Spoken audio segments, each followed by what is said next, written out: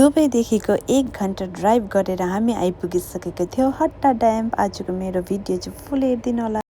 Weekend मनाउन आएको आज हामी हट्टा। वाउ, यस्तो शानदार भ्यू रहेछ यहाँनिर चाहिँ है साथीहरू।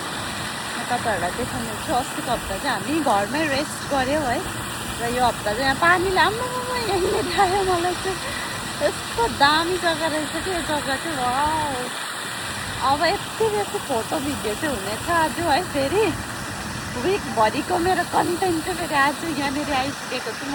यस्तो दामी, क्या बात है। पछाडि चाहिँ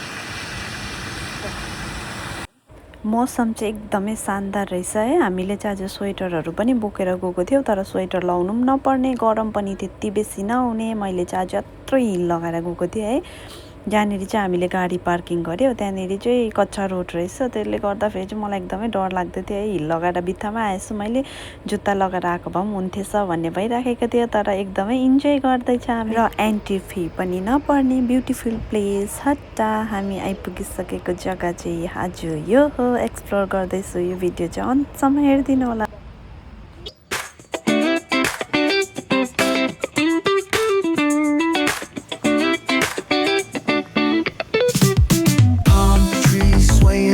With the ocean as my guide, top down riding, let the west coast vibes collide.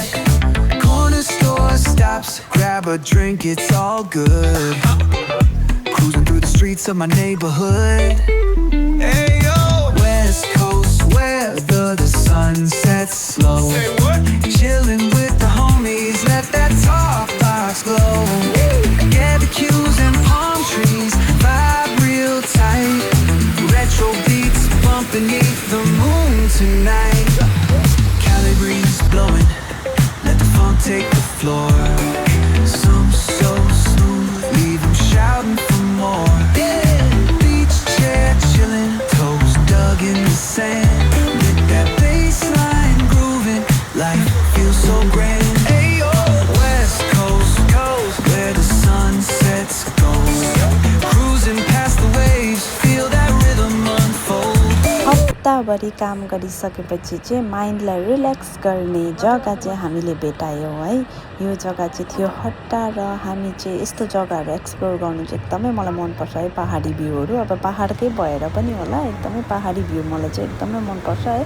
र अब हामी जस्तो एन्ट्री गऱ्यौँ त्यहाँनिर चाहिँ हामीले पार्कमा अलिकति भिजिट गऱ्यौँ है। अलिअलि फोटो भिडियो खिचिसकेर हामी चाहिँ माथि भ्यू हेर्नुको लागि चाहिँ जाने भयो, र हिँडेर जाँदै थियौँ। र सेटल बस देख्यो हामीले, सेटल बस पनि फ्री रहेछ, र हामी सेटल बसमै चढेर जाउँ न त अन्त माथिदेखिको चाहिँ भ्यू हेरेर फेरि हिँड्दै हिँड्दै ओह्रालो आउँ भनेर चाहिँ हामी सेटल बसमा चढेर गयो। र यो सेटल बसको चाहिँ फी पनि नलाग्दो रहेछ, फ्री रहेछ है। र हामी चाहिँ गाडीमा चढेर मजाले उकालो माथिसम्म गयौँ है। र यहाँनिर चाहिँ ड्राइभर पनि इन्डियनै रहेछ, गीत पनि इन्डियनै बजाइरहेको थियो है, हिन्दी सङ्गै बजाइरहेको थियो। र हामी चाहिँ जस्तो गाडीबाट निस्क्यौँ त्यहाँदेखिको चाहिँ यहाँ हेर्नु सक्नुहुन्छ, यो चाहिँ थियो ठुलो बडे पुल है, एकदमै ठुलो पुल। पहिला पनि हामी आएको यो जग्गा चाहिँ, र त्यति बेला जस्तोहरू केही बनिएको थिएन। अहिले चाहिँ रेस्टुरेन्टहरू एकदमै ड्याम्मै बनिएको रहेछ, र यहाँनिर चाहिँ एकदमै कतिवटा कुराहरू चाहिँ अहिले है